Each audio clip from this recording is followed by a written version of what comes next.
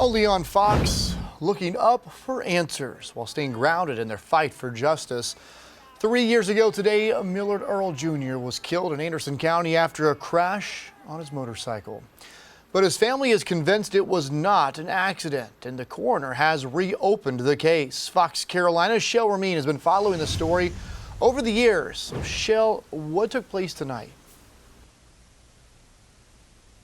Well, Cody, I checked back in with the coroner about this case, and he says he thinks it's suspicious that the road that Junior was found on was closed at the time. And I spoke to his family. They say from the beginning that for a man who just adored life, it was not in his character to jeopardize it. I can walk through the room like today. I went through there and something fell. And I said, Junior, don't start that. I said, Mama, know you here. Miss Jackie's son, Millard Early Jr., has been gone for 3 years to the day. I can feel his spirit. I know he's here. But she says his larger-than-life jokester personality is still intact all around her. That's all he was about, jokes. When he would call, or if I called him, I have to wait at least about 2 to 5 minutes for him to do a song. Before I can even speak, he would sing that song every time. So I wish I could just have his voice like one time. A voice inside this family's head says something isn't right. 3 years ago, Junior was found dead along Highway 252 after leaving home in the early morning hours. Reports initially show Junior tried to jump over a pile of gravel at least 6 feet tall. But the family has said since day one, there's more to it. Junior was chased.